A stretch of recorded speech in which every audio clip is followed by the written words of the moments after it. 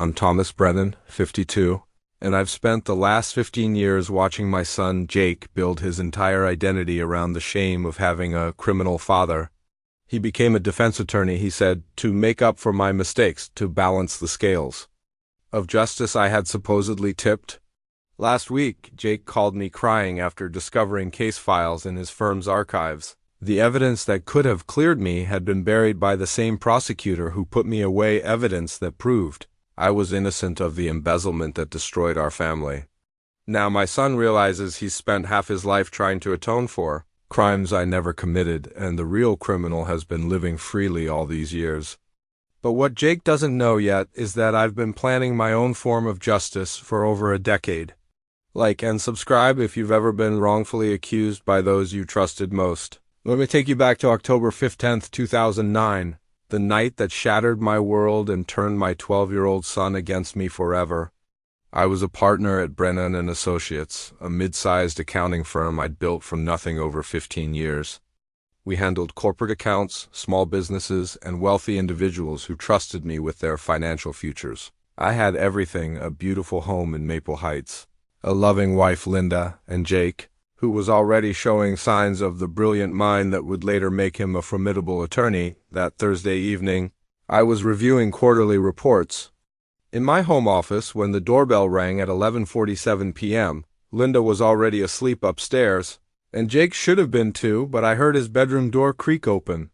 Through my office window, I saw black SUVs lining our quiet suburban street like a funeral procession. The FBI agents who stood at my door looked like they'd stepped out of a crime drama. Agent Morrison, a stern woman with graying hair, held up her badge while 3 other agents flanked her. "Thomas Brennan, you're under arrest for embezzlement of client funds totaling $2.3 million. The words hit me like a physical blow. "There must be some mistake," I stammered, my hands shaking as I reached for the doorframe to steady myself. I've never embezzled anything in my life, but they weren't interested in my protests.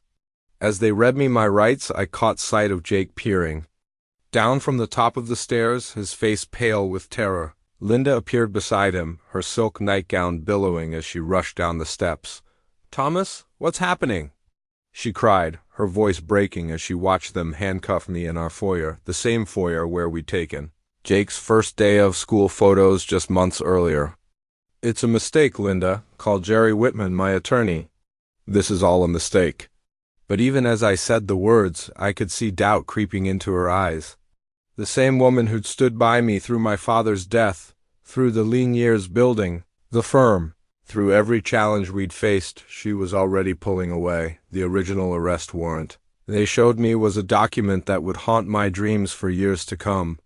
It detailed allegations of systematic theft from client accounts, forged signatures, and elaborate cover-ups spanning 3 years. None of it made sense. Every transaction they listed, every supposed forged document, I had never seen any of it before. As they led me away in handcuffs, our neighbors emerged from their homes like curious vultures. Mrs. Henderson from next door stood on her porch in her bathrobe, her mouth agape.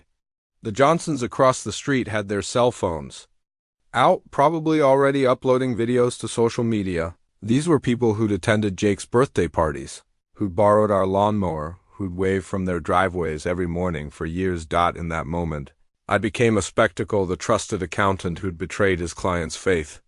By morning, the local news would be calling me a pillar of the community who'd fallen from grace. They'd show footage of my perp walk, my disheveled appearance, my house cordoned off with yellow tape as investigators searched for evidence of my supposed crimes. But the image that haunts me most isn't the flashing cameras or the whispers of former friends. It's Jake's face in our upstairs window as the police car pulled away, a mixture of confusion, fear, and the first seeds of shame that would define his entire adolescence and young adulthood. That night, as I sat in a holding cell still wearing my pajamas and slippers, I had no idea that my business partner Greg Hawthorne was already meeting with our largest clients, assuring them that their accounts were safe in his hands. I didn't know that the real criminal was sleeping peacefully in his bed while I began the nightmare that would consume the next 15 years of my life. The trial began 6 months later, and from the moment I walked into that courtroom, I knew I was fighting a battle I couldn't win. My court-appointed attorney, Paul Hendricks, seemed more interested in his crossword puzzles than my case. "Look, Thomas," he told me during one brief meeting, "the evidence against you is overwhelming. Your best bet is to take a plea deal. Maybe we can get it down to 5 years, but I couldn't plead guilty to crimes I hadn't committed. Paul, I never touched those client funds. We need to investigate Greg Hawthorne. He had access to everything." Paul just shrugged. "The prosecution has bank records and your signatures. Unless you can prove forgery, we don't have much." The prosecutor, Harrison Blackwell, was everything Paul wasn't: sharp, aggressive, and commanding. During his opening statement, he painted me as a master manipulator who'd betrayed hard-working families and retirees. "Ladies and gentlemen," Blackwell announced, his voice carrying across the packed courtroom, Thomas Brennan looked his clients in the eye while systematically stealing their life savings. I wanted to scream that it wasn't true, but all I could do was sit there and watch my reputation crumble. In the gallery behind me, Linda sat alone. Jake wasn't there. She'd insisted he stay with her sister to avoid the media circus. The prosecution's case seemed airtight. They presented bank records showing transfers from client accounts to offshore holdings allegedly under my control. They had signature analysis and testimony from clients who trusted me with their money, but Harrison Blackwell was hiding a file that would have changed everything: evidence that the real transfers had been made from Greg's computer, using sophisticated software to mimic electronic signatures. Evidence showing Greg had systematically moved money into accounts under his control, not mine. That hidden evidence file contained forensic computer analysis proving the timing of transfers coincided with Greg's system access, not mine. It included testimony from a computer expert who could have demonstrated the signature analysis was flawed. That digital footprints pointed to someone else entirely. During cross-examination, Paul barely challenged witnesses. When Mary Chun took the stand, tears streaming as she described losing her husband's pension, Paul asked 3 softball questions before sitting down. He never questioned how someone else might have accessed her account information. The most devastating moment came when they presented security footage from my office, showing me working late on nights when suspicious transfers occurred. The timestamp showed me at my desk at 11:30 p.m. on March 15th, the same night. $400,000 was moved from 3 client accounts. I knew I'd been home that night, helping Jake with a science project about solar energy. We'd stayed up until midnight building a model that earned him an A+. But without proper representation, without resources to challenge that footage's authenticity, my alibi meant nothing. The guilty verdict came after just 4 hours of deliberation. As the foreman read those words that would define the next decade, I felt something die inside me. Not just hope for vindication, but faith in the system I'd believed would protect the innocent. Linda filed for divorce the same week as sentencing. The woman who'd promised to love me, for better or worse, couldn't bear being married to a convicted felon. Regardless of my protests of innocence, that hidden evidence file, the one that could have cleared me, sat buried in Blackwell's personal files, a secret that would fester for 15 years until my son's trembling hands would finally drag it into the light. Prison wasn't what I expected from movies and television shows. Whitmore Correctional Facility housed white-collar criminals, tax evaders, and financial fraudsters. The psychological torture of being surrounded by men who actually committed the crimes I was accused of was its own special hell. My cellmate Carl had embezzled $800,000 from his church. He took pleasure in explaining his scheme, how he'd manipulated elderly parishioners who donated their Social Security checks. "The key is small withdrawals over time," Carl would tell me during long nights. "But you went big, 2.3 million. That takes serious balls." I stopped trying to convince him of my innocence after the first month. According to the prison visitor log, a document that would later break my heart completely, Jake never came to see me. Not once in 8 years. Linda visited 3 times in the first year, each visit shorter and more strained. During our final meeting, she sat across from me, her wedding ring already gone. "Jake made the honor roll again," she said, not meeting my eyes. "He's thinking about studying law." Law? The irony wasn't lost on me. Maybe he can help prove his father's innocence someday. Linda's laugh was bitter. Thomas, you need to stop. Jake doesn't need his father's delusions complicating his life. That was the last time I saw my wife. The divorce papers arrived 2 weeks later, but prison taught me things no accounting degree ever could. I learned about financial forensics from a former state investigator. I discovered how money laundering worked from men who'd perfected the art. Most importantly, I began understanding exactly how someone could have framed me. The revelation came during my 3rd year, when I befriended computer fraud specialist Tony Rishi. Tony had been caught manipulating electronic banking records for the mob. Your business partner had administrative access to your firm's computers? Tony asked one evening as we walked the prison yard. Greg handled all our IT systems, said it saved money. Tony whistled low. Man, you got played hard. With admin access and the right software, I could make it look like you transferred money to the moon. That's when I started paying attention to news about my former firm. Greg had taken over completely after my arrest, and Hawthorne Financial Services was thriving. He'd moved into a mansion, started driving luxury cars, and become prominent in charity circles. The math didn't add up. Our firm had been moderately successful, but Greg's newfound wealth seemed excessive. I began keeping detailed notes, tracking every article about Greg's expanding business empire. The most damning evidence came accidentally during a prison educational program. Our instructor showed case studies of embezzlement schemes. One involved an accountant using offshore shell companies to hide stolen funds, then reintroducing money through legitimate business acquisitions. The pattern matched Greg's expansion.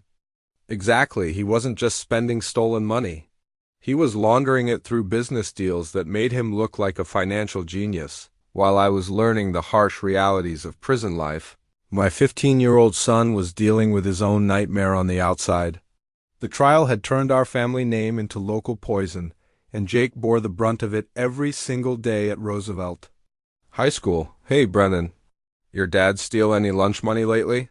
The taunts followed him through hallways lined with lockers and teenage cruelty. Jake never fought back, not physically anyway. Instead, he channeled his anger and shame into something more powerful, academic excellence that bordered on obsession. Linda worked 3 jobs to keep their small apartment after losing our family, home to legal fees and asset seizure. She cleaned offices before dawn, worked retail during the day, and tutored math in the evenings. The woman who'd once hosted elegant dinner parties was now counting quarters for groceries, all because her husband had been branded a thief, but Jake refused to let their circumstances define him. His grades went from good to exceptional, then to extraordinary. He joined the debate team, where his natural intelligence and newfound hunger for justice made him formidable. His coaches noted that Jake argued with a passion that seemed to come from somewhere deep and painful. Jake has a gift for seeing both sides of an argument. His debate coach wrote in a recommendation letter I would discover years later. But when he argues for justice, it's like watching someone fight for their life. The truth was, Jake was fighting for his life, or at least for the life he wanted to build from the ashes of our family's reputation. Every A+, every academic award, every scholarship application was his way of proving that the Brennan name could mean something other than betrayal and theft. His guidance counselor, Mrs. Patterson, became concerned about Jake's relentless drive. She called Linda in for a meeting during his junior year. Jake is pushing himself too hard, she warned. He's taking 6 AP courses, participating in 4 extracurricular activities, and volunteering at the legal aid clinic downtown. At some point, this pressure is going to crack him. But Linda understood what Mrs. Patterson couldn't. Jake wasn't just trying to succeed, he was trying to survive. In a small town where everyone knew his father's story, academic achievement, was his only path to redemption. The turning point came during his senior year when Jake received the acceptance letter that would change his trajectory forever.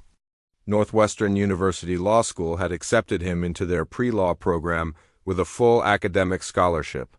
The letter arrived on a Tuesday afternoon, and Jake called Linda at work, his voice breaking with a mixture of joy and vindication. "Mom, I got in, full ride. I'm going to be a lawyer." That evening, as they celebrated with takeout Chinese food in their small kitchen, Jake made a declaration that would define the next decade of his life. I'm going to specialize in white-collar crime. Defense, he announced, his eyes filled with a determination that was both inspiring and heartbreaking. Someone has to stand up for people who get railroaded by the system. Linda knew he was talking about me, even though Jake couldn't bring himself to say it directly. He believed I was guilty. The evidence had seemed overwhelming, after all, but he also believed I'd been failed by inadequate legal representation. His mission became clear. He would become the lawyer I should have had. Jake's law school acceptance letter became the artifact that symbolized everything he was fighting for. He kept it pinned to his bedroom wall, a daily reminder of his purpose. Below it, he'd written in his neat handwriting, "Justice delayed is justice denied, but it's never too late to balance the scales." What Jake didn't know was that while he was dedicating his life to making up for his father's supposed crimes, I was sitting in a prison cell accumulating evidence that would prove those crimes never happened. We were both seeking justice, but we were looking in opposite directions, him trying to atone for my guilt, me trying to prove my innocence. His scholarship letter represented more than academic achievement. It was his declaration of war against the injustice he believed had defined his childhood. But the real injustice wasn't my inadequate defense. It was that an innocent man had been convicted while the real criminal walked free, and my son was building his entire identity around a lie. If only Jake had known that his father's greatest crime wasn't embezzlement, it was failing to prove his innocence before it destroyed the faith of the person who mattered most.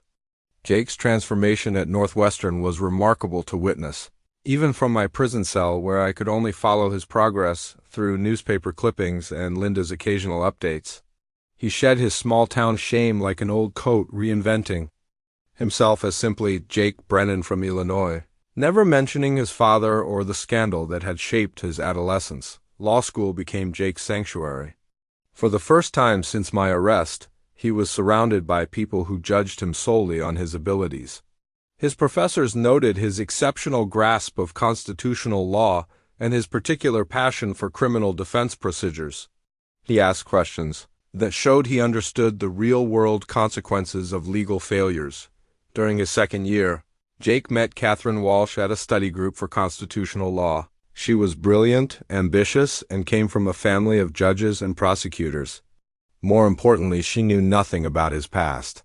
When Catherine asked about his family, Jake simply said his father had passed away, which wasn't entirely a lie, since the man she'd married had died the night of my arrest.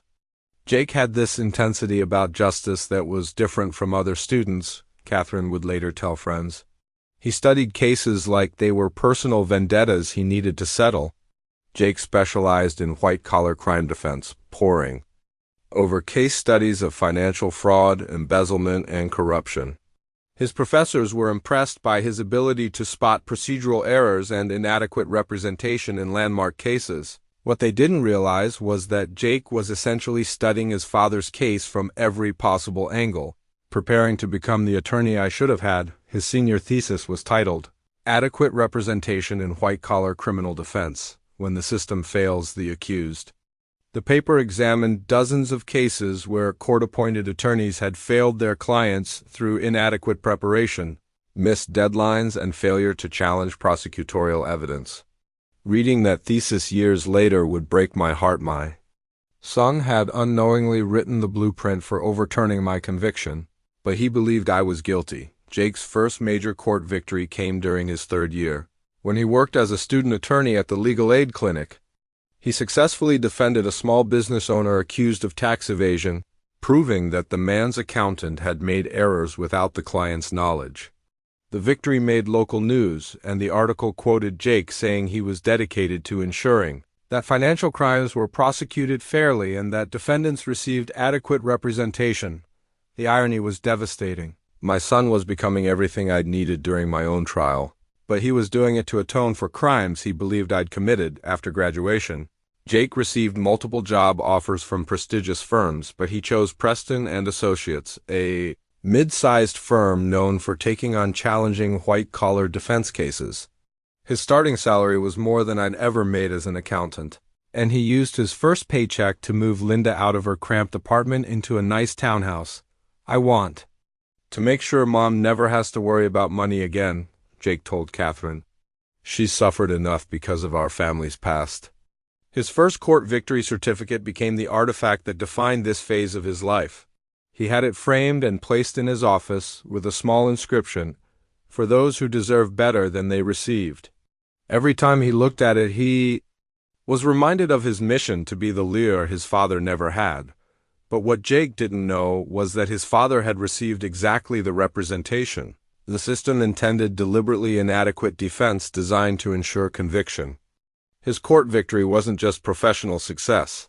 It was proof that with proper legal advocacy, justice was possible. He was becoming the solution to a problem he didn't even know existed. Meanwhile, Greg Hawthorne continued to prosper, living off stolen money, while my son dedicated his career to preventing the kind of injustice he believed had simply been incompetence. Jake was fighting the right fight for the wrong reasons, and I was powerless to tell him that his father's greatest need wasn't better legal representation, it was someone who believed in his innocence. My breakthrough came in year 5, when a new inmate arrived who would change everything. Warren Kellman had been the chief financial officer at a Fortune 500 company before being convicted of securities fraud. Unlike most of my fellow inmates, Warren actually was innocent, and he had the forensic accounting skills to prove it. "Thomas, your case makes no sense," Warren told me after I'd shared my story during one of our evening walks around the prison yard. "If you were really embezzling $2.3 million over 3 years, there would be a clear trail of lifestyle changes. New cars, expensive vacations, luxury purchases. Where's your yacht? Your Swiss bank account? Your gambling addiction?" Warren was right. I'd lived the same modest lifestyle throughout the alleged embezzlement period. Our biggest splurge had been Jake's braces and a weekend trip to Chicago for his birthday. No rational prosecutor should have believed I could steal millions and hide them so completely that even after my conviction, none of it could be found. "Let me teach you something about offshore banking," Warren continued. "Moving that much money requires sophisticated knowledge of international finance. You were a small-town accountant. You barely understood foreign exchange rates, let alone shell company structures." Over the following months, Warren became my informal forensic accounting professor. He taught me how money laundering actually worked, how digital transactions could be manipulated, and most importantly, how to trace financial irregularities that prosecutors might have missed or deliberately ignored. That's when I started investigating Greg Hawthorne's finances in earnest.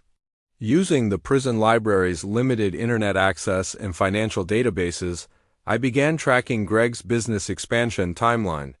What I discovered made my blood run cold. Greg Hawthorne's offshore banking records, or rather the suspicious gaps where those records should have been, told a damning story. Starting just 6 months before my arrest, Greg had begun making large cash deposits into accounts linked to shell companies in the Cayman Islands. The amounts corresponded perfectly with the client funds I had allegedly stolen. But Greg had been clever. Instead of spending the money immediately, he'd used it as collateral for legitimate business loans. On paper, his expansion looked like smart leveraging of assets and successful reinvestment of profits. In reality, he was laundering stolen money through a sophisticated network of seemingly legal transactions. Warren helped me document everything. "Look at this," he said, pointing to a financial disclosure form. Greg claimed his net worth tripled in 2 years, but his reported income couldn't support that growth. He's either the luckiest investor in history, or he's financing his lifestyle with money that isn't his. The most damning evidence was hidden in plain sight. Greg had purchased 3 properties during the 2 years following my conviction: Lake House, a downtown office building, and shares in a luxury yacht club. Each purchase was financed through different shell companies. But when Warren traced the ownership structures, they all led back to offshore accounts established just before my arrest. "This is textbook money laundering," Warren explained. "Create multiple entities, move money between them to obscure the trail, then use the cleaned funds to purchase legitimate assets. Greg's been washing your client's money for years." I started writing letters to Jake, trying to explain what I'd discovered. Letter after letter, I poured out the evidence, the connections, the proof that Greg was the real criminal. But my letters were returned unopened. marked "Return to Sender" in Jake's neat handwriting. My son wouldn't even read my words, let alone believe them. As far as Jake was concerned, his father was a convicted felon trying to blame someone else for his crimes. The same son who was becoming an expert in financial crime defense refused to consider that his own father might be the victim of financial crime. The final piece of evidence came from an unexpected source. Another inmate, a former investigative journalist named Frank Russo, had access to deeper financial databases through his legal appeals process. Frank helped me trace one of Greg's shell companies to a series of transactions that occurred on nights when security footage supposedly showed me in my office. "Thomas, look at this," Frank said, showing me printouts of electronic banking records. "These transactions were initiated from your business computer, but the IP address traces to a location 3 miles away, right where Greg's home office was in 2009. Greg had been using remote access software to manipulate our firm's systems from his house, creating digital evidence that made it look like I was the one moving money. The timestamps, the electronic signatures, even the security footage, it could all be explained by someone with administrative access to our network." Greg Hawthorne's offshore banking records became the artifact that proved my innocence. But they were useless without someone willing to investigate. I had the evidence, but I was a convicted felon whose claims would be dismissed as desperate lies. Meanwhile, Jake was building his reputation as a defender of white-collar crime victims, never knowing that his father was the biggest victim of all. Every case he won, every client he saved from unjust conviction, was proof that the system could work, but only when someone cared enough to fight for the truth. I had the truth. I had the evidence. What I didn't have was the one person whose belief in me might have made a difference: my own son. My release papers arrived on a Tuesday morning in March 2017, 8 years after that nightmare began. I walked out of Whitmore Correctional with $200 in gate money, a cardboard box of personal belongings, and a comprehensive file of evidence that proved Greg Hawthorne had destroyed my life. The world had changed dramatically during my incarceration. Smartphones were everywhere, social media ruled public discourse, and my son Jake had become a successful attorney with a beautiful wife and a baby daughter I'd never met. I found this out through a Google search at the public library. My first real internet access in nearly a decade. Jake's law firm website featured his professional headshot and biography. Jake Brennan specializes in white-collar criminal defense, driven by a personal understanding of how financial crimes impact families and communities. The irony was suffocating. My son had built his career on the foundation of my alleged crimes, and he looked exactly like I had at his age, determined, principled, and convinced he was fighting for justice. I took a job as a night janitor at a corporate office complex, work that kept me invisible while providing access to the business world I'd once been part of. The pay was terrible, but it served my real purpose. I could observe, investigate, and plan without drawing attention to myself. Greg Hawthorne's mansion was my first surveillance target. Located in Beacon Hills, the most exclusive neighborhood in our city, it was a testament to stolen wealth. The house was worth at least $2 million, with manicured grounds, a circular driveway, and a 3-car garage housing a Mercedes, a BMW, and a vintage Corvette I would drive by during my lunch breaks. Noting patterns, Greg left for work at exactly 8:15 a.m. each morning, always impeccably dressed in expensive suits that cost more than I'd made in a month as an accountant. His wife drove the BMW to tennis lessons twice a week. Their teenage daughter attended Riverside Academy, a private school that charged $30,000 per year, but it was Greg's office building that provided the real revelation. Hawthorne Financial Services now occupied an entire floor of a downtown high-rise, with marble floors, crystal chandeliers, and oil paintings that screamed new money. The company directory listed 12 employees, including forensic accountants, tax specialists, and investment advisors. Our old firm had employed 4 people, including Greg and me. His expansion was impossible to explain through legitimate business growth alone. During one of my surveillance sessions, I witnessed something that confirmed my suspicions. Greg met with a client in the parking garage, a clandestine meeting that looked more like a drug deal than a business consultation. Money changed hands, documents were exchanged, and both men looked nervously over their shoulders throughout the encounter. I started photographing these meetings, documenting the suspicious activity that suggested Greg was still engaged in financial crimes. But I needed more than circumstantial evidence. I needed proof that would convince not just law enforcement, but my son. The breakthrough came when I applied for a janitorial position at Greg's office building. My criminal background should have disqualified me, but the building management company was desperate for night shift workers. They did a basic background check, but didn't look closely enough to connect Thomas Brennan, the janitor, with Thomas Brennan, the convicted embezzler working in Greg's building after hours. Gave me access to information I never could have obtained otherwise. I discovered that several of his current employees were former clients from our old firm, people who'd lost money during the embezzlement scandal but had somehow become investors in Greg's expanding empire. My release papers became the artifact that marked this new phase of my life. They weren't just documentation of freedom. They were my license to seek justice. The papers listed my obligations as a parolee, including regular meetings with a parole officer and restrictions on my employment and travel. But they also represented opportunity, the chance to finally prove my innocence and expose the man who'd stolen everything from me. The most heartbreaking discovery was learning about Jake's family. Through careful observation and public records, I found out that he'd married Catherine 3 years earlier.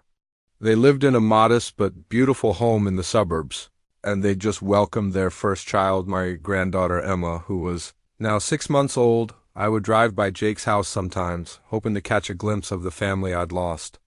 Once I saw him in the yard, pushing a stroller while talking on his phone about a case. He looked successful, confident, and happy, everything a father could want for his son. But he also looked burdened, as if he carried invisible weight on his shoulders. The weight was me, the shame of having a criminal father, the drive to somehow balance scales that had never actually been tipped. Jake was living his life in the shadow of my supposed crimes, and I was the only person who could lift that burden by proving my innocence. But first I had to gather irrefutable evidence. I had to build a case so strong that even my son, who'd spent years believing in my guilt, would have to accept the truth. Greg Hawthorne had stolen my money, my reputation, and my family. Now it was time to take them back. Working as a janitor in Greg's building was like being a ghost with access to everyone's secrets. After midnight, when the offices were empty and the security guards were making their rounds, I had free run of Hawthorne Financial Services. What I discovered in those quiet hours would have made Warren Kellman proud. Greg's office was a monument to stolen success, expensive artwork, custom furniture, and awards from various business organizations celebrating his innovative financial strategies. But it was his computer system that held the real treasure. Greg had always been careless with passwords. During our partnership, he'd used the same password for everything. Hawthorne 2024, a combination of his name and what he claimed was his retirement goal. Old habits die hard, and Greg apparently hadn't learned digital security during his years of criminal activity. The security camera footage from Greg's office became my most valuable artifact. His own surveillance system, installed to protect against break-ins, was recording his ongoing criminal activities. Night after night, I watched months of footage showing Greg meeting with clients after hours, exchanging briefcases full of cash, and conducting business that looked nothing like legitimate financial planning. But the real goldmine was his computer files. Greg kept meticulous records of his money laundering operations, apparently believing that his success made him invulnerable. His digital files contained evidence of continued embezzlement from current clients, detailed records of offshore transactions, and most damning of all, the original computer programs he'd used to frame me. In a folder labeled Legacy Systems, I found software designed to mimic electronic signatures and manipulate banking timestamps. The programs had metadata showing they'd been created in 2008, a full year before my arrest. Greg had been planning my downfall while shaking my hand and calling me his partner. The files also contained communications with Harrison Blackwell that made my stomach turn. Email chains from 2009 showed Greg providing the prosecutor with evidence of my supposed crimes, while receiving assurances that certain inconvenient facts wouldn't be investigated too closely. As discussed, the computer forensics that might implicate alternative suspects won't be pursued, Blackwell had written in one email. Your cooperation in this matter ensures a clean conviction and beneficial outcome for all parties involved. Greg had been Blackwell's informant, feeding him carefully crafted evidence while the prosecutor ignored leads that might have proven my innocence. It wasn't just a wrongful conviction, it was a conspiracy. I photographed everything, using a small digital camera I'd purchased with my meager janitorial wages. Page after page of evidence that proved not only my innocence, but Greg's ongoing criminal enterprise and Blackwell's corruption. The prosecutor who'd built his career on my conviction had been taking bribes from the real criminal, but Greg's most devastating secret was hidden in his personal financial records. He'd been stealing from clients continuously since my conviction, using increasingly sophisticated methods to hide his crimes. The man who destroyed my life by framing me for embezzlement was actually a serial embezzler, who'd never stopped stealing. His current victims included elderly retirees, small business owners, and even a children's charity that had trusted him with their endowment fund. Greg wasn't just a criminal, he was a predator who targeted the most vulnerable members of our community. One night, while copying files from Greg's computer, I heard voices in the hallway. Greg had returned to the office unexpectedly, accompanied by someone whose voice I didn't recognize. I quickly shut down the computer and hid in a supply closet, my heart pounding as I listened to their conversation. The Ferguson account is getting suspicious, the unknown voice said. They're asking too many questions about the returns on their investment. Don't worry about Ferguson, Greg replied. I've been managing suspicious clients for years. Sometimes people need to have accidents before they become real problems. A casual way Greg discussed eliminating clients who asked inconvenient questions chilled me to the bone. This wasn't just financial crime. Greg was talking about potential violence against people who threatened his operation. I managed to record that conversation on my phone, adding witness intimidation and conspiracy to commit bodily harm to the growing list of Greg's crimes. But as I crouched in that dark closet, listening to the man who destroyed my life discuss harming innocent people, I realized the scope of what I was dealing with. Greg Hawthorne wasn't just the partner who'd betrayed me. He was a dangerous criminal who'd been operating freely for years while I rotted in prison for his crimes. He corrupted a prosecutor, destroyed countless lives, and was apparently willing to resort to violence to protect his empire built on stolen money. The evidence I was gathering wasn't just about clearing my name anymore. It was about stopping a predator who'd been enabled by a corrupt system that had preferred a convenient conviction to the truth. My son had dedicated his career to preventing exactly this kind of injustice, but he was fighting for strangers while his own father remained a victim of the system's failures. As I left the building that night, carrying copied files that could bring down Greg's entire operation, I knew I was getting close to the confrontation that would determine not just my future, but the safety of Greg's current victims. The security footage, the financial records, and that recorded conversation had given me everything I needed to expose the truth, but first, I had to find a way to make my son listen. While I was gathering evidence of Greg's crimes, Jake was achieving everything he'd dreamed of since that terrible night when FBI agents led me away in handcuffs. Preston and Associates had just announced his promotion to partner, the youngest in the firm's history, and his reputation as a white-collar defense attorney was growing throughout the state. Jake's partnership announcement became the artifact that defined this phase of his life, but not for the reasons he'd hoped. The press release celebrating his achievement mentioned his specialization in cases involving financial fraud and embezzlement, a detail that made local reporters curious about his background. Soon, enterprising journalists were connecting. Jake Brennan, the successful attorney, with Thomas Brennan, the convicted embezzler. Rising legal star has personal connection to financial crime, read the headline in the State Journal. The article was respectful but probing, noting that Jake had overcome personal family challenges to become an advocate for justice in white-collar criminal defense. Jake handled the media attention with grace, giving a carefully prepared statement about how personal experiences had shaped his commitment to ensuring adequate legal representation for all defendants.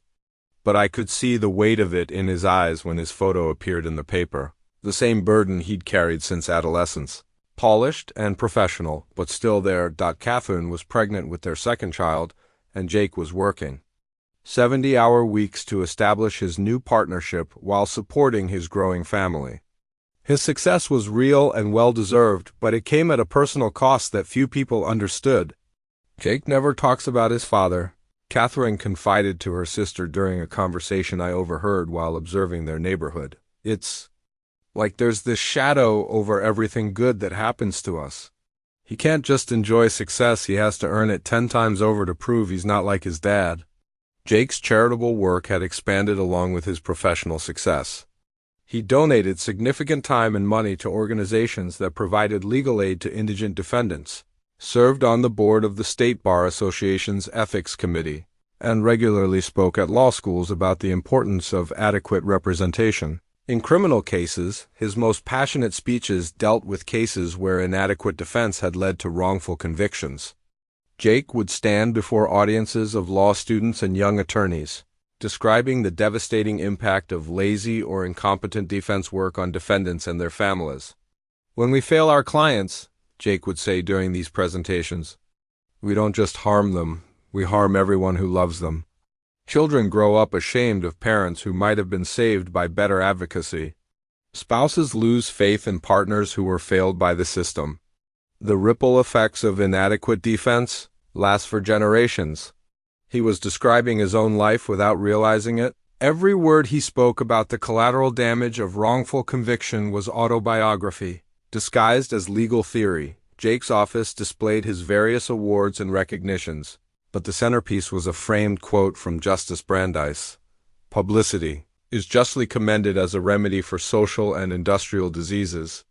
Sunlight is said to be the best of disinfectants." Below it, Jake had added his own inscription, "For those who deserve better than they received." The irony was heartbreaking. My son had built his entire career around the principle that truth and proper advocacy could prevent injustice, but he'd never applied that principle to his own father's case. He'd accepted my conviction without question, never considering that I might have been one of those defendants who deserved better than I received. Jake's success was genuine, his legal skills were exceptional, his dedication to clients was absolute, and his understanding of financial crimes was encyclopedic. But his expertise made his blind spot regarding my case even more painful. The man who could spot prosecutorial misconduct and inadequate defense in other cases couldn't see it in the case that had shaped his entire worldview. His partnership announcement mentioned his plans to establish a pro bono program for wrongful conviction cases. Jake wanted to use his new position to help innocent people who'd been failed by the system. The program would focus on financial crimes, where complex evidence often overwhelmed overworked public defenders. There are probably dozens of people sitting in prison right now because they couldn't afford the kind of legal representation that might have saved them, Jake told a reporter during his partnership interview. "If I can use my success to help, even a few of them, then maybe some good can come from the pain my family has experienced." He was so close to understanding the truth, but his assumption of my guilt created a blind spot that prevented him from seeing the most obvious wrongful conviction. Case of all his own fathers, Catherine pushed Jake to start his own firm, arguing that his reputation was strong enough to support independent practice. But Jake resisted, claiming he wasn't ready for that level of responsibility. The truth was deeper. Jake was afraid of putting the Brennan name on a law firm's letterhead. He'd overcome the shame of his surname, but he hadn't conquered it. Maybe in a few years, Jake would tell Catherine when she brought up starting their own practice, "I want to make sure I've proven myself beyond any doubt first." No amount of success would ever be enough for Jake to prove himself, because he was trying to atone for crimes that had never happened. His partnership announcement should have been a celebration of achievement, but instead it was another milestone in a life defined by seeking redemption for sins that weren't his to carry. Meanwhile, I continued my surveillance and evidence gathering, knowing that somewhere in those files and recordings was the key to freeing not just myself, but my son from the burden he'd carried for far too long. With months of evidence gathered from Greg's office, I knew it was time to start my campaign for justice. But I couldn't simply walk into a police station. A convicted felon making accusations against the man who'd helped put him away would be dismissed as desperate lies. I needed independent validation of my discoveries. My first anonymous evidence package went to investigative reporter Sarah Chun at the State Journal. I'd chosen Sarah carefully after researching her background. She specialized in financial crime stories and had a reputation for thorough, fearless reporting. The package contained copies of Greg's financial records showing suspicious offshore transactions, along with a detailed timeline connecting his unexplained wealth to my alleged crimes. Someone is feeding you information about financial irregularities. At Hawthorne Financial Services, I wrote in an untraceable letter. The enclosed documents suggest systematic money laundering and embezzlement dating back to 2009. The patterns deserve investigation by someone who understands forensic accounting. Sarah took the bait. Within a week, her first article appeared. Local financial advisors' wealth raises questions. The piece was carefully written to avoid libel, but it laid out the suspicious timeline of Greg's business expansion and questioned how a solo practitioner could afford such rapid growth. Greg's panic was immediate and visible. I watched from my janitorial position as he paced his office, making frantic phone calls and shredding documents. His comfortable life was suddenly under scrutiny. And he didn't handle pressure well, but Greg's most telling reaction was calling Harrison Blackwell, the prosecutor who'd convicted me and was now serving as state attorney general. I managed to record part of their conversation through the office's intercom system. "Harrison, we have a problem," Greg said, his voice tight with anxiety. "That reporter is asking questions about the Brennan case. Someone's feeding her information." "Impossible," Blackwell replied through the speakerphone. "All the evidence from that case is sealed. Thomas is in prison, and everyone else involved has moved on." Well, someone hasn't moved on. She knows about the offshore accounts, the timing of my business expansion. This is exactly what we worried about. That conversation confirmed what I'd suspected. Blackwell and Greg had been conspirators from the beginning, not just prosecutor and witness. They'd actively worked together to frame me while covering up Greg's real crimes. My second anonymous package went directly to Jake. I knew he'd be suspicious of any communication from me, so I disguised my handwriting and mailed the documents from 3 different cities, making it look like multiple sources were coming forward. The package contained evidence that Jake's legal training would recognize: bank records showing unusual transaction patterns, corporate filings that didn't match reported income, and photographs of Greg's mansion and luxury cars that couldn't be explained by legitimate earnings. "Your father's case deserves another look," I wrote in the accompanying letter. "The enclosed evidence suggests prosecutorial misconduct and suppressed exculpatory evidence. As a defense attorney specializing in financial crimes, you'll recognize the patterns that indicate wrongful conviction." Jake's reaction was everything I'd hoped for and feared. According to Catherine, whose conversations I overheard during my neighborhood surveillance, Jake became obsessed with the materials, staying up late analyzing the financial records and cross-referencing them with public databases. "He's been different since those documents arrived," Catherine told her sister during a phone conversation. "He won't talk about what's in them, but I can tell they've shaken him. He keeps saying this doesn't make sense and the timeline is wrong," but Jake's response was also conflicted. His professional training told him to investigate further, but his emotional conditioning made him resist any evidence that might exonerate me. He'd built his entire identity around his father's guilt. Accepting my innocence would mean confronting 15 years of misdirected shame and anger. Greg's attempts to intimidate and silence the investigation only made him look more guilty.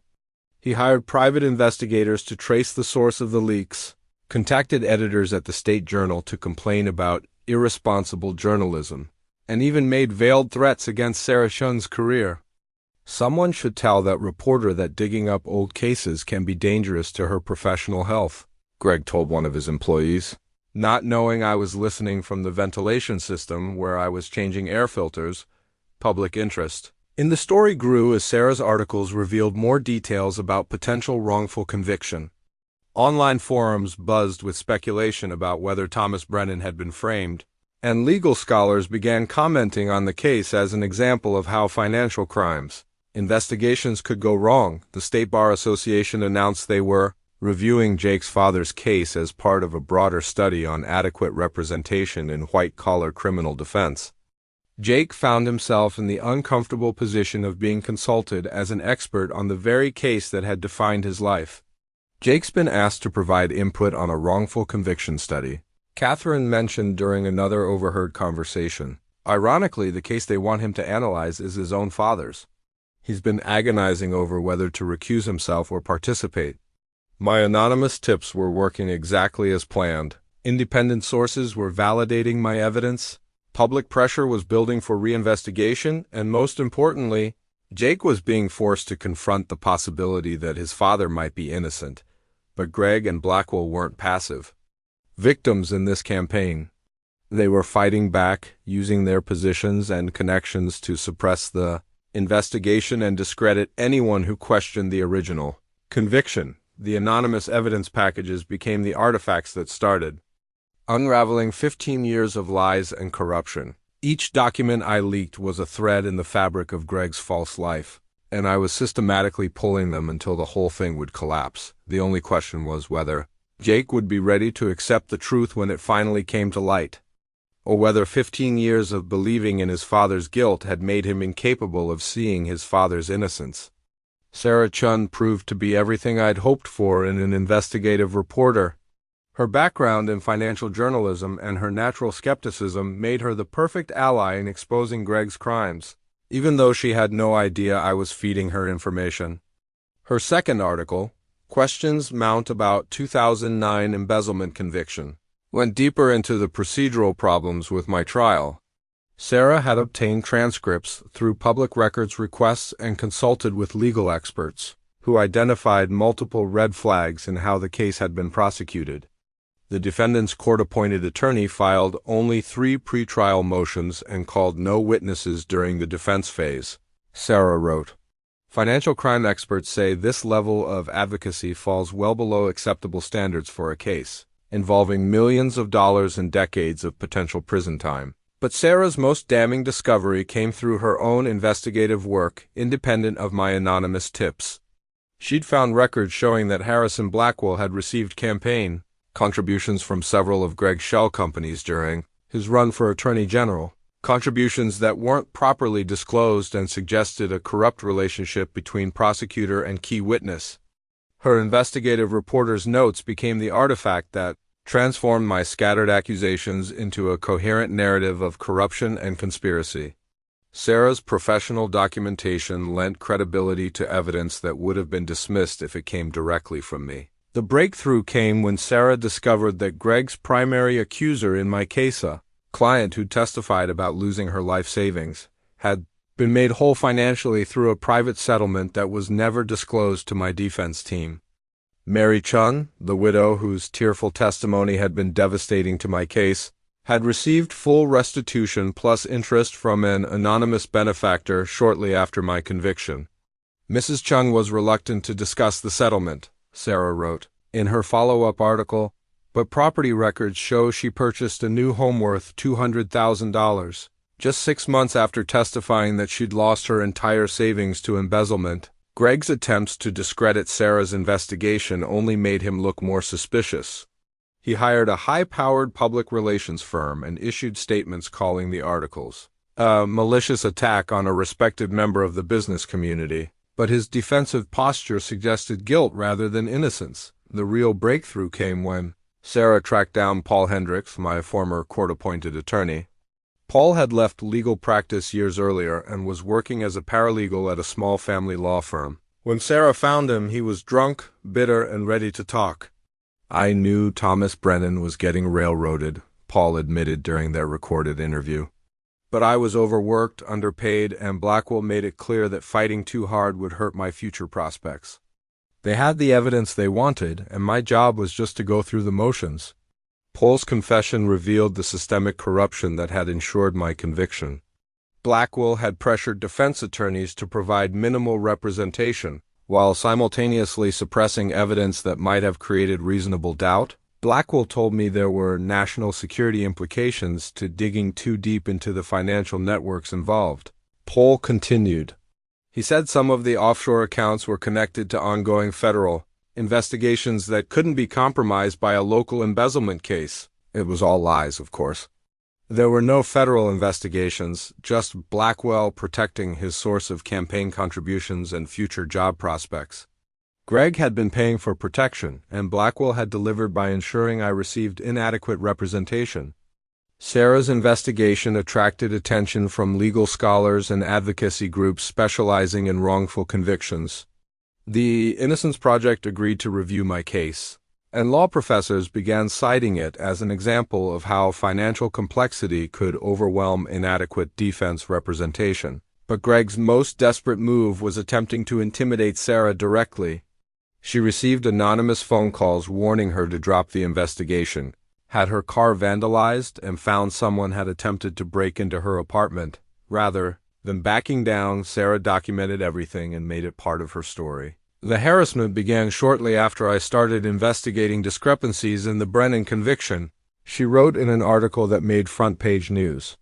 The timing suggests that someone with significant resources is desperate to prevent this story from being fully told. Jake found himself in an impossible position as Sarah's investigation gained momentum. Legal colleagues were asking his opinion about his father's case. Reporters wanted quotes from the son who became a defense attorney, and Catherine was pushing him to take a public stance. "You can't stay neutral forever," Catherine told him during a conversation I overheard. "If there's evidence your father was wrongfully convicted, don't you owe it to him and to yourself to speak up?" But Jake's resistance was deeper than professional caution. Accepting my innocence would mean confronting the possibility that he'd wasted 15 years, being ashamed of a father who'd done nothing wrong. It would mean acknowledging that his entire career had been built on a false foundation. Sarah's investigation culminated in a comprehensive expose titled The Brennan Files: How Corruption and Incompetence Created a Wrongful Conviction. The article detailed the evidence tampering, the inadequate defense, the prosecutorial misconduct, and the systematic cover-up that had sent an innocent man to prison. The public response was overwhelming.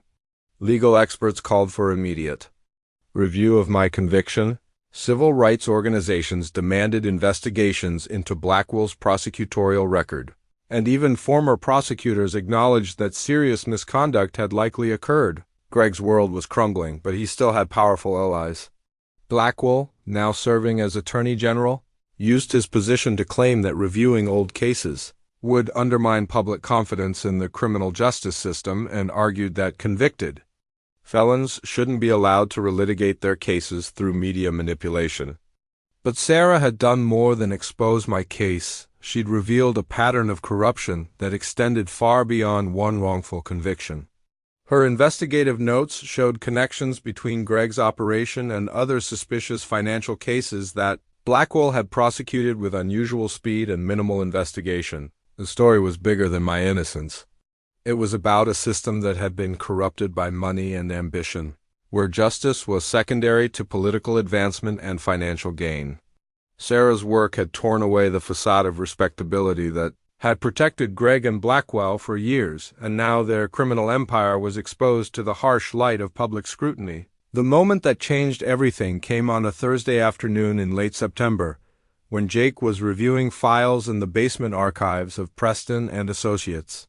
The firm had recently acquired storage space from the old prosecutor's office building, which was being renovated, and boxes of old case files had been transferred to their archives for temporary storage. Jake was looking for precedent cases for a current client when he stumbled across a box labeled Blackwell Personal Files 200920012. As a defense attorney, he knew he shouldn't examine a prosecutor's personal files.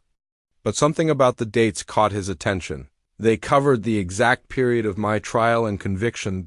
Professional curiosity overcame ethical concerns as Jake opened the box. What he found inside would shatter 15 years of carefully constructed beliefs about his father's guilt and his own identity. The firm's archive files became the smoking gun that proved my innocence.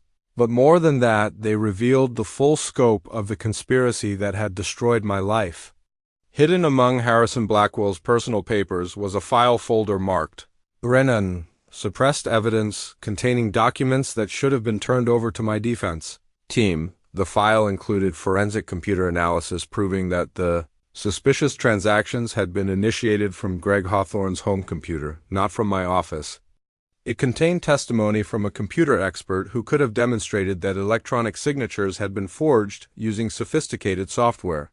Most damning of all, it held records of payments from Greg to Blackwell disguised as consulting fees for case preparation assistance. Jake's hands shook as he read through document after document that proved his father's innocence. Bank records showed that Greg had been systematically stealing from clients for years before my arrest, using me as a scapegoat when the scheme became too large to hide. Email chains revealed how Blackwell had agreed to prosecute me in exchange for financial considerations and future political support. But the most devastating discovery was a handwritten note from Blackwell to himself. Brennan case. Ensure conviction at all costs. Political future depends on high-profile white-collar success. Hawthorne cooperation essential for career advancement. Suppress computer forensics and offshore account traces that implicate true perpetrator. Jake sat in that basement archive for 3 hours, reading and rereading evidence that proved everything he'd believed about his family was a lie. His father wasn't a criminal, he was a victim. The shame Jake had carried, the career he'd built, the identity he'd constructed around being the son of an embezzler, all of it was based on fabricated evidence and prosecutorial corruption. The emotional impact was overwhelming. Jake called in sick for the rest of the week, unable to face colleagues or clients while processing the magnitude of what he'd discovered. Catherine found him in his home office, surrounded by photocopied documents, tears streaming down his face. "My God, Catherine," he whispered, his voice breaking. "My father was innocent. He was innocent this whole time, and I never believed him. I never even visited him in prison." Catherine held him as he sobbed, 15 years of misdirected shame and anger finally finding their proper target. Jake wasn't the son of a criminal, he was the son of a man who'd been betrayed by the very system. Jake had dedicated his life to serving. The discovery triggered a complete emotional breakdown as Jake confronted the full implications of his father's innocence. Every achievement in his career, every case he'd won, every speech he'd given about justice, all of it had been motivated by trying to atone for crimes that never happened.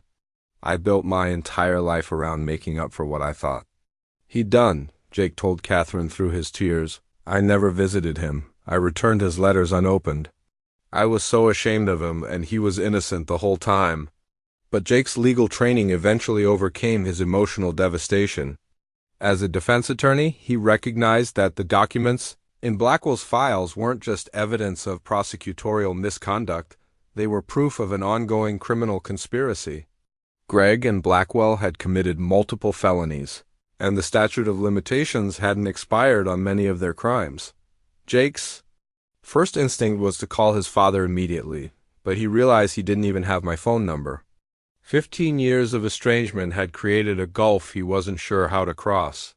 Instead, he spent hours crafting and recrafting a letter, trying to find words that could somehow express his horror at what had been done and his shame at his own role in perpetuating the injustice. That evening, Jake made the phone call that opens this story.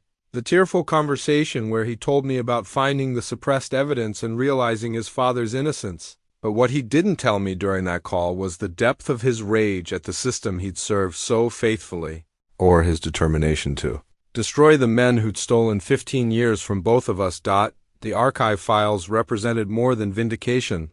They were proof that corruption could masquerade as justice, that good men could be destroyed by those they trusted, and that sometimes the very people fighting for justice were the ones who needed it most. Jake's discovery in those dusty basement files would set in motion events that would finally bring down Greg Hawthorne and Harrison Blackwell. But first he had to face his father and somehow find a way to apologize for 15 years of believing the worst about the man who'd raised him to believe in truth and justice. Jake's visit to my small apartment came 2 days after our tearful phone call.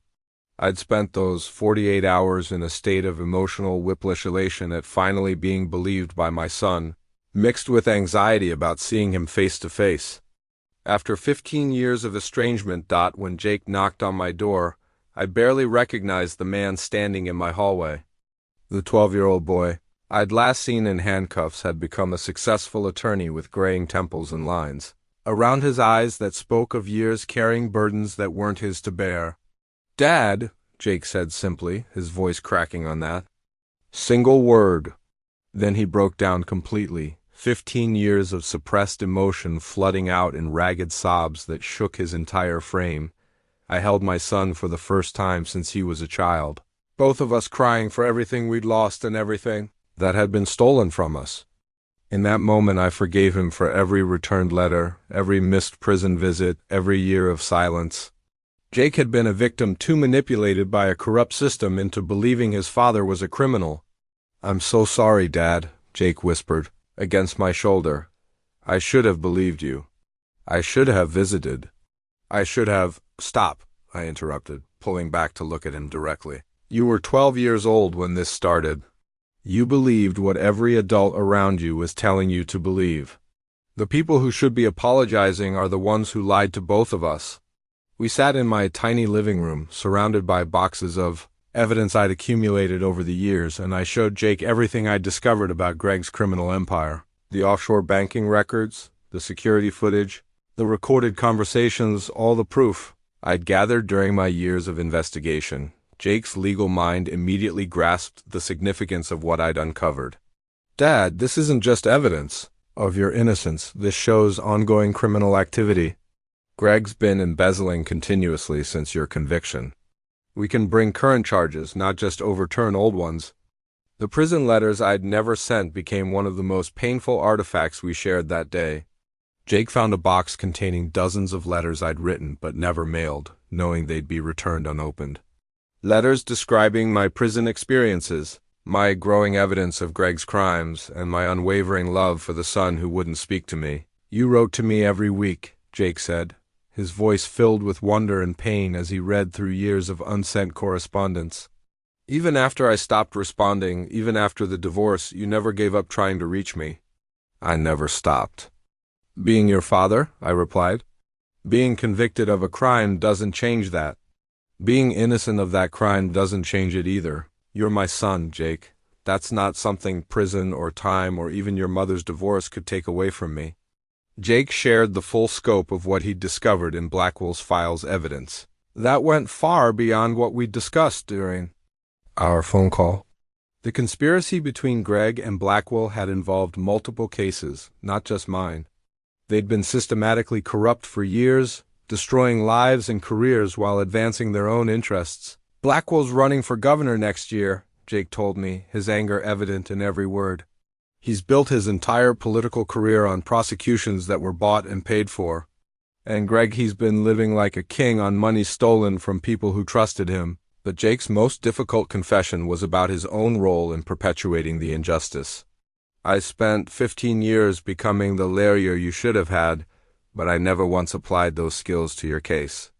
I had the training to spot prosecutorial misconduct, the knowledge to identify inadequate defense, the resources to investigate, and I used all of it to help strangers while abandoning my own father." "You weren't abandoning me," I assured him. "You were surviving the best way you knew how. And everything you learned, every skill you developed, we're going to use all of that to make sure Greg and Blackwell face justice." We spent hours planning our strategy. Jake's legal expertise combined with my years of evidence gathering created a formidable prosecution plan. We would expose the conspiracy, clear my name, and ensure that both Greg and Blackwell faced consequences for their crimes. But our reunion wasn't just about legal strategy. It was about rebuilding a relationship that had been destroyed by lies and corruption. I told Jake about watching his achievements from afar, about the pride I felt when I read about his success, despite my inability to share in it directly.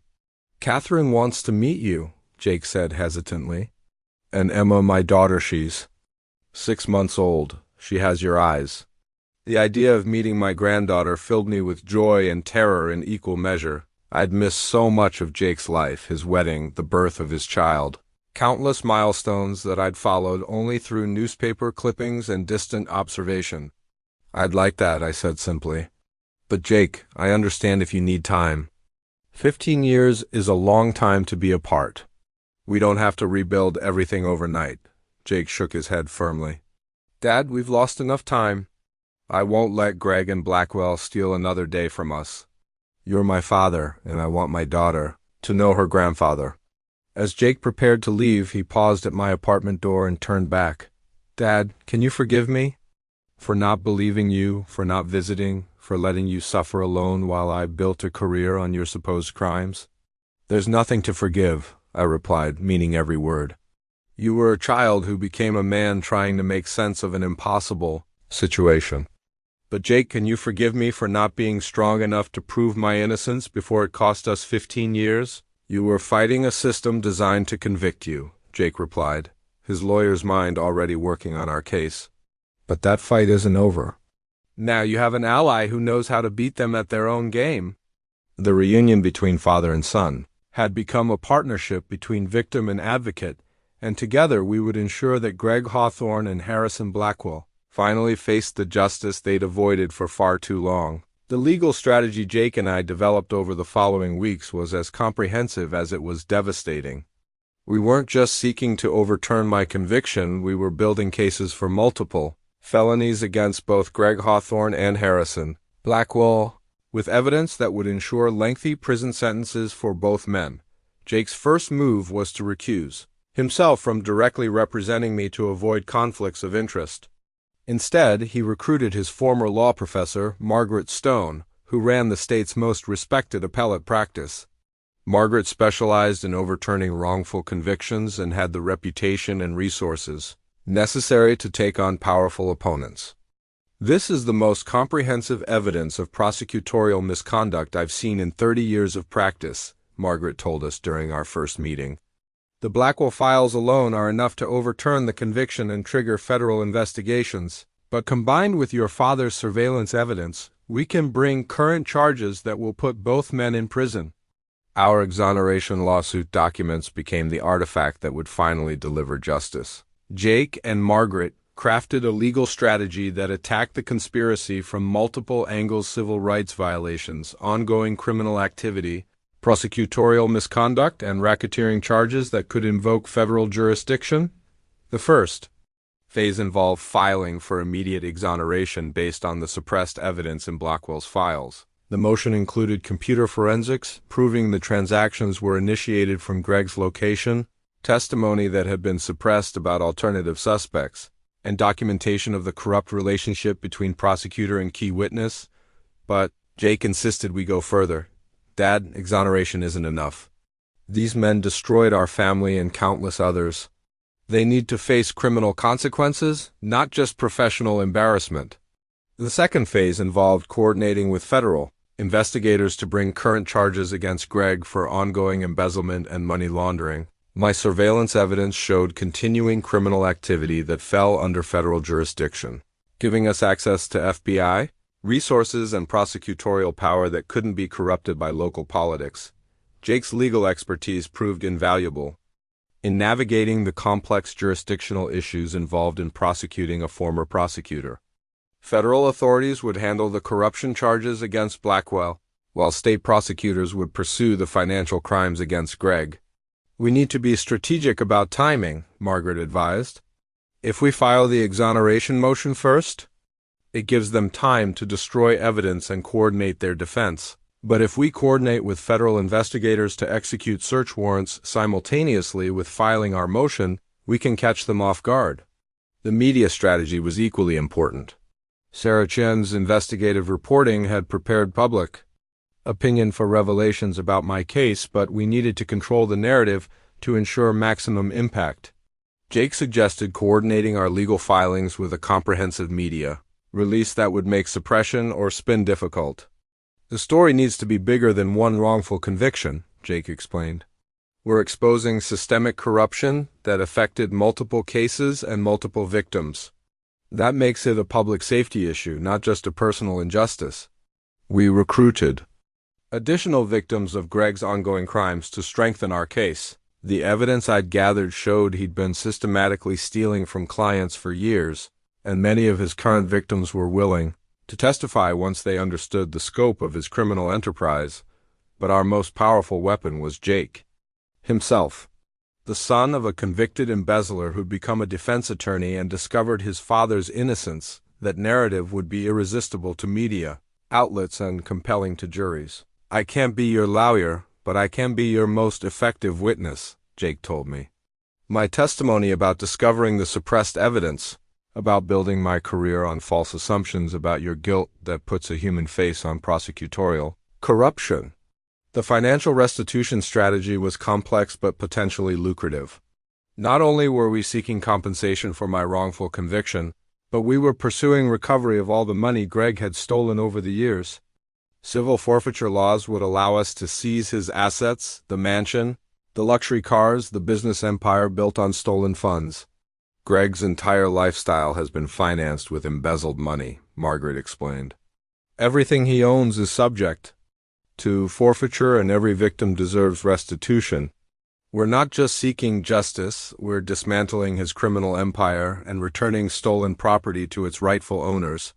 Jake insisted on personally confronting Greg before the legal avalanche began. "I want him to know that Thomas Brennan's son is the one bringing him down.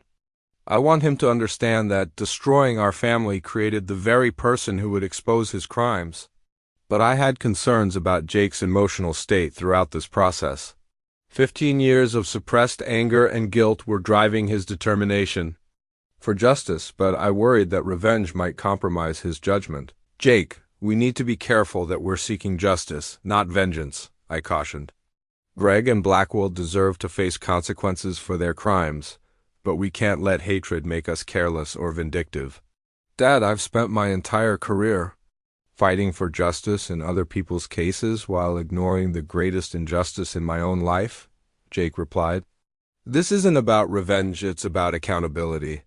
These men destroyed families, corrupted the system, and escaped consequences. For years, that ends now." Our legal strategy culminated in what Margaret called shock and awe, simultaneous federal raids, state criminal charges, civil lawsuits, and media revelations that would make defense coordination impossible and public denial pointless. The exoneration lawsuit documents represented more than legal paperwork. They were the instruments of justice that would finally balance the scales that had been tipped by corruption 15 years earlier. Jake had indeed become the lawyer his father needed, just not in the way anyone had expected. The confrontation with Greg Hawthorne took place on a Friday evening in November, exactly 15 years and 1 month after my arrest. Jake had coordinated with federal investigators to ensure the meeting would be recorded, and I wore a wire. That would capture every word of what we hoped would be Greg's confession. I entered Hawthorne Financial Services through the same back entrance I'd used during my months of surveillance, but this time I wasn't hiding, I was there by appointment, using a false name to schedule a consultation about inherited assets that needed discreet management. Greg was alone in his office when I walked in, just as we'd planned. His secretary had left for the weekend, and the building was empty except for security guards who wouldn't patrol the upper floors until after midnight. "Thomas," Greg said, his face draining of color as he recognized me, how did you're supposed to be in prison." "I got out 2 years ago, Greg. Good behavior." I sat down across from his desk in the same chair where clients had trusted him with their life savings while he systematically stole from them. "We need to talk." Greg's hand moved toward his desk phone, but I held up a recording device, a decoy that would make him think the wire was the obvious threat, not the hidden transmitter in my jacket. "I wouldn't call anyone just yet," I said calmly. "You might want to hear what I have to say first. It's about offshore accounts, computer forensics, and a prosecutor who took bribes to convict an innocent man." The fear in Greg's eyes confirmed everything I'd suspected for 15 years. He knew I was innocent because he knew he was guilty. The casual confidence he'd worn like expensive cologne evaporated, leaving behind the desperate criminal who destroyed my life to cover his own crimes. "Thomas, I don't know what you think you know, but I know everything, Greg." I pulled out copies of the financial records I'd photographed from his computer, offshore accounts in the Cayman Islands, shell companies that don't really exist, electronic signatures forged using software you installed on our firm's computers. Should I continue? Greg's confession came in fragments, each admission dragged out by the weight of evidence I'd accumulated. He started with justifications, claiming he'd only borrowed the money initially, that he'd planned to pay it back, that the scheme had gotten out of control. It wasn't supposed to happen like this, Greg said, his voice cracking under the pressure. I had some bad investments, needed to cover them temporarily. When the amounts got too large to hide, I panicked. So you decided to frame your partner for your crimes. I never wanted you to go to prison. I hoped you'd take a plea deal, get probation, maybe a few months. I never expected them to give you 8 years. The admission of guilt was exactly what federal investigators needed, but I wanted more. I wanted Greg to acknowledge the full scope of what he'd stolen from me, not just money, but my family, my reputation, my relationship with my son. Do you know what you cost me, Greg? My son spent 15 years ashamed of his father. He became a lawyer to make up for crimes I never committed. He wouldn't visit me in prison because he believed I was a thief. Greg's composure finally cracked completely. Thomas, I'm sorry. God, I'm so sorry. I never meant for it to go this far. When Harrison said he could guarantee a conviction with minimal investigation, Harrison Blackwell was in on it from the beginning. He needed high-profile convictions for his political career. I needed protection from investigation. We helped each other. Greg's confession recording was capturing everything: the conspiracy, the bribery, the systematic corruption that had sent an innocent man to prison. How many others, Greg? How many other innocent people did you and Blackwell destroy? There weren't others like you. Most of the cases were real criminals, people who actually committed the crimes they were charged with. Your case was different because I needed someone to take the blame for what I'd done. The conversation continued for nearly an hour, with Greg revealing details about the conspiracy that even my investigation hadn't uncovered. He described how Blackwell had suppressed evidence, intimidated witnesses, and ensured inadequate defense representation. He admitted to ongoing embezzlement from current clients, money laundering through legitimate businesses, and using his reputation to attract new victims. But the most devastating revelation came when Greg described his relationship with my family during the aftermath of my conviction. Linda called me after the trial, Greg admitted. She was desperate, didn't know how to support herself and Jake. I helped her find jobs, gave her money for Jake's school expenses. I felt guilty about what happened to you, so I tried to take care of your family. The irony was sickening. Greg had destroyed my family, then appointed himself their benefactor, using stolen money to help my wife and son while I rotted in prison for his crimes. He positioned himself as the generous friend helping the family of a disgraced criminal, never revealing that his generosity came from the same source as my alleged crimes. Jake never knew the money came from me, Greg continued. Linda told him it was from insurance settlements, distant relatives, anything but the truth. I think she suspected I was involved somehow, but she needed the help too much to ask uncomfortable questions. As our conversation wound down, Greg made one final desperate attempt to negotiate his way out of consequences. Thomas, what do you want? Money? I can make restitution for everything you lost. I can testify against Blackwell, expose his corruption. Just please don't destroy me. I have a family too. You should have thought about that 15 years ago, I replied, standing to leave. Justice isn't a negotiation, Greg. It's a reckoning. Greg's confession recording became the final artifact, needed to bring down the conspiracy that had destroyed my life. Every word he'd spoken was admissible evidence, captured with perfect clarity and corroborated by the financial documents I had accumulated over years of investigation. As I left Greg's office for the last time, I knew that within hours, federal agents would be executing search warrants, seizing assets, and placing both Greg Hawthorne and Harrison Blackwell under arrest. The confrontation that had taken 15 years to arrange would finally deliver the justice that had been delayed far too long. The arrests happened simultaneously at dawn on Monday morning. coordinated between federal agents, state police, and local prosecutors who weren't connected to Blackwell's corrupt network.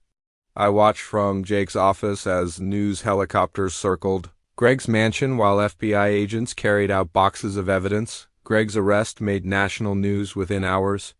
The footage of him being led away in handcuffs from the same office where he confessed to me 3 days earlier was broadcast on every major network. The irony wasn't lost on anyone. The man who'd helped convict an innocent embezzler was now facing identical charges for crimes he'd actually committed. Harrison Blackwell's downfall was even more spectacular. Federal agents arrested him at his gubernatorial campaign headquarters, in front of staff members and political supporters who'd believed in his reputation as a tough-on-crime prosecutor. The charges against him included bribery, conspiracy, civil rights violations, and obstruction of justice, spanning multiple cases over his entire career. Former prosecutor arrested in corruption scandal dominated headlines for weeks.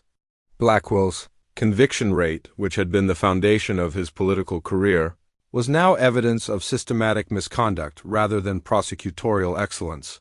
The court exoneration order that officially cleared my name arrived just 1 week after the arrests. Judge Patricia Williams, who'd taken over the case after Blackwell's arrest, reviewed the evidence and issued a scathing order that not only exonerated me but condemned the prosecutorial misconduct that had made my conviction possible. The evidence presented in this case reveals not merely inadequate representation or prosecutorial error, but deliberate corruption designed to convict an innocent man, Judge Williams wrote. Mr. Brennan was the victim of a conspiracy that violated every principle of justice our legal system is meant to uphold.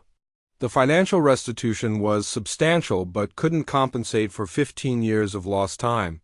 Greg's assets, the mansion, the cars, the business empire were all seized through civil forfeiture and sold to provide restitution for his victims. My share of the settlement was over $3 million, money that had originally been stolen from clients and laundered through Greg's legitimate investments, but the most satisfying justice was seeing Greg and Blackwell face the same system they'd corrupted. Greg received 12 years in federal prison for embezzlement, money laundering, and conspiracy. Blackwell got 15 years for corruption, civil rights violations, and abuse of power. Both men would serve their time in the same federal prison system where I'd spent 8 years for their crimes. Linda reached out to me for the first time since our divorce. Her phone call awkward but sincere. "Thomas, I'm so sorry. I should have believed you. I should have fought for you instead of running away." "You were protecting Jake the only way you knew how," I replied, meaning it. "In your position, I might have made the same choices."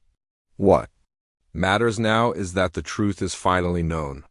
Linda revealed that she'd suspected Greg's involvement for years but had been too afraid to investigate. Her dependence on his financial help had made her complicit in perpetuating the lie, and she'd lived with that guilt throughout our son's childhood. The media coverage of my exoneration focused heavily on Jake's role in uncovering the truth.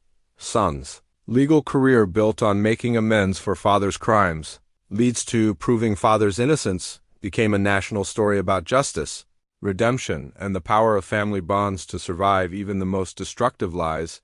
Jake used the publicity to launch a new practice specializing in wrongful conviction cases. His personal experience with prosecutorial corruption and his legal expertise made him the most sought-after attorney in the state for defendants facing questionable charges. I spent 15 years learning how to be the lawyer my father should have had, Jake told reporters. Now, I want to be that lawyer for other people who are facing the same injustice.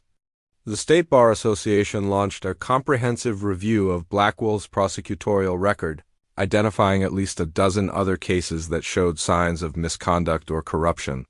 Several convictions were overturned and multiple prisoners were released after serving time for crimes they may not have committed.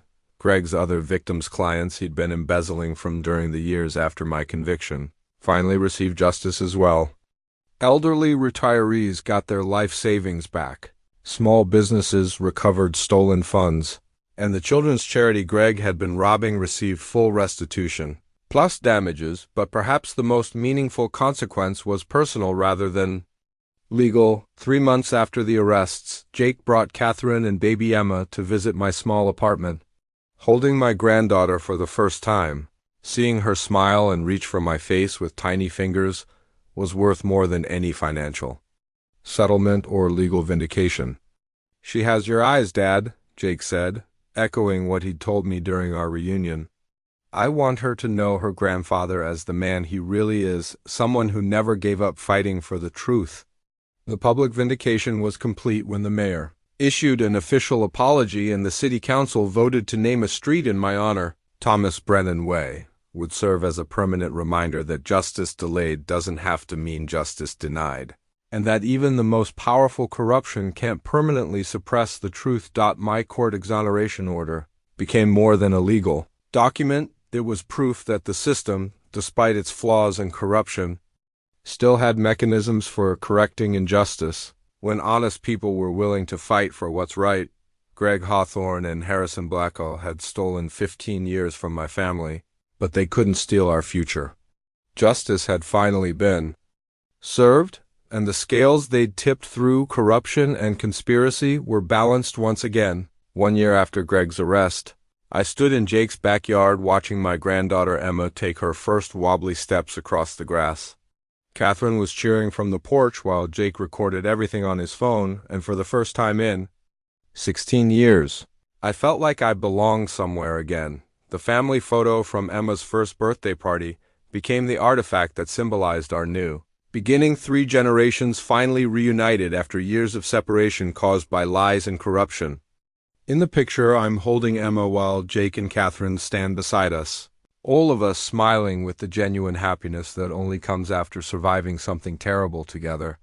The healing process hadn't been easy, or quick. Rebuilding trust, after 15 years of estrangement, required patience, forgiveness, and countless difficult conversations about what we'd all lost and what we hoped to rebuild. But every shared meal, every Sunday afternoon visit, every milestone I was finally able to witness helped repair the bonds that Greg's crimes had broken. Jake's new law firm, Brennan and Associates Justice Advocacy, had become one of the most respected wrongful conviction practices in the country. He'd taken on over 50 cases in the past year, successfully overturning a dozen convictions and securing millions in restitution for clients who'd been failed by the system. "Dad, every case I take reminds me of what you went through," Jake told me during one of our weekly dinners. "The difference is now these clients have someone who believes in their innocence from the beginning, someone who understands what it's like to have the system stacked against you." My own new beginning had taken an unexpected direction. Using the settlement money from Greg's seized assets, I'd established the Thomas Brennan Foundation for Criminal Justice Reform, focusing on preventing prosecutorial misconduct and ensuring adequate defense representation for financially disadvantaged defendants. The foundation's first initiative was funding forensic accounting services for defendants in complex financial crime cases, providing the kind of expert analysis that might have prevented my own wrongful conviction. We'd already helped prevent 3 questionable prosecutions by demonstrating that the evidence suggested alternative suspects. Linda and I had found a new equilibrium as well, not as husband and wife but as co-grandparents united by our love for Jake and Emma. The wounds from our divorce would never fully heal, but we'd forgiven each other for the choices we'd made during the darkest period of our lives. I think about the life we might have had. Linda told me during Emma's birthday party, watching our son play with his daughter in the same yard where he'd once built science projects. But I'm grateful for the life we have now, the chance to be a real family again, even if it's different than what we planned. The ripple effects of our case continued to spread throughout the criminal justice system. Harrison Blackwell's corruption had been so extensive that the state had established a special commission to review every case he'd prosecuted during his career. Dozens of convictions were being re-examined, and several innocent people had already been released from prison. Greg's victims had also found their own form of closure. Mrs. Chun, the elderly widow whose tearful testimony had been so damaging during my trial, visited me personally to apologize for being manipulated into believing I'd stolen her husband's pension. "I'm so sorry, Thomas," she said. tears in her eyes as we sat in my living room. "Greg told me you'd confessed, that testifying would help ensure you got treatment instead of just punishment. I never knew I was helping send an innocent man to prison." "You were a victim too, Mrs. Chun," I assured her. "Greg manipulated everyone, prosecutors, witnesses, even my own family. What matters is that the truth finally came out and you got your money back." The most meaningful aspect of my new life was the relationship I was building with Emma. At 18 months old, she was too young to understand the complicated history that had brought us together, but she knew her grandfather loved her unconditionally and would always be there for her important moments during a quiet afternoon. When Jake was at work and Catherine was running errands, Emma and I sat on the living room floor looking through a photo album Catherine had compiled. Pictures of Jake's childhood, our family before the arrest, and recent photos of our reunited family told the story of love interrupted but not destroyed.